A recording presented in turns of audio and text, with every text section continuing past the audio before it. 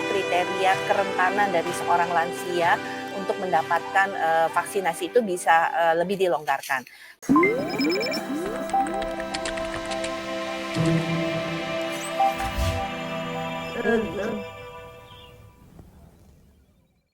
Fatalitas itu terutama pada kelompok-kelompok yang rentan tadi, lansia, orang yang punya komorbid tidak terkontrol lebih dari 2 apalagi seperti itu, dan mungkin ke depan potensi pada anak-anak usia di bawah 6 tahun yang belum mendapatkan vaksinasi.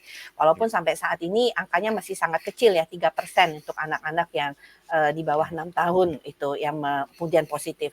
Tapi kami lihat fenomena ini hampir terjadi di semua negara ya Dok, bahwa lansia ini sekarang menjadi penyumbang kasus kematian yang cukup tinggi. Sebenarnya dari awal juga sudah lansia ya paling banyak ya, Dok ya. Tetapi kemudian kalau kita lihat sekarang proteksi cakupan vaksinasi yang tinggi tadi, proteksi itu sudah terlihat hampir pada seluruh kelompok umur, kecuali masih cukup tinggi pada kelompok lansia dan komorbid tadi.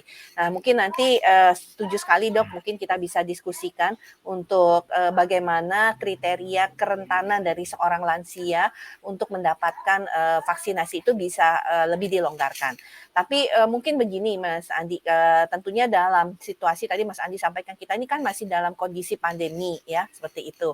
Nah, tentunya pertama lansia yang belum divaksin kita harapkan keluarga besar yang ingin mudik ini mendorong ya untuk memberikan proteksi lansianya untuk divaksin. Bahkan kalau kita ingat ada salah satu media informasi kita itu kakek neneknya itu mau divaksin karena cucunya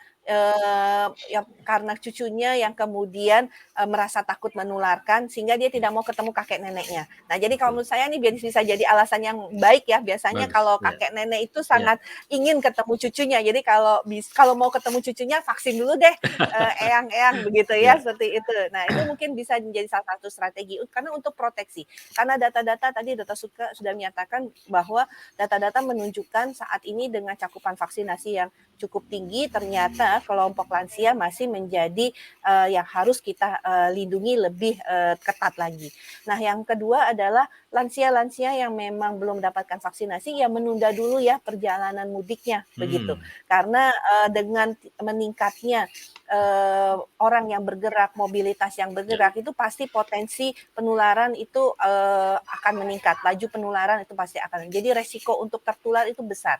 Jadi mungkin kami menghimbau lansia yang memang belum lengkap vaksinasinya, belum booster, jangan memaksakanlah untuk mudik dulu gitu. Karena mungkin ini juga untuk proteksinya ke depan. Dan jangan lupa kita juga nanti pada saat kita berkunjung kepada keluarga yang dituakan ataupun kepada orang tua yang mungkin sudah lansia, prokes dijalankan. Tetap pakai masker, cuci tangan jangan lupa karena tadi Mas Andi bilang harus ini ya, harus salim begitu ya. Nah, alangkah Salim, baiknya kalau cipika-cipiki begitu ya. ya, jadi kalau cipika-cipiki pakai masker lumayan masih bisa memproteksi ya kan. Kemudian kalau salim misalnya di sebelah kakek nenek itu disiapkan hand sanitizer lah seenggak-enggaknya. Nah, itu juga bisa mengurangi. Saya rasa banyak hal yang bisa kita terapkan untuk tadi silaturahmi tetap aman dan tentunya kita bisa mengendalikan pandemi ini. Ya.